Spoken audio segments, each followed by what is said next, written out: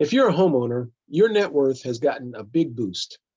That's because recent home price appreciation has increased your equity.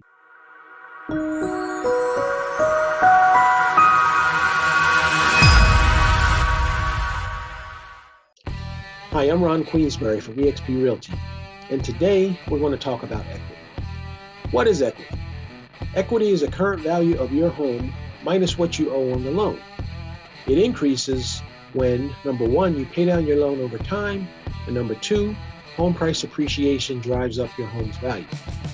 Yes, your equity grows as you pay down your loan and as your home increases in value. Now, over the past year, the average homeowner's equity grew by $55,300. Imagine that. Well, how can this benefit you? Well, you can use the rising home equity to fuel a move. It may be some, if not all, of what you need for a down payment on your next home. Thinking of selling? Let's connect to talk about how you can use that equity to fuel your next move.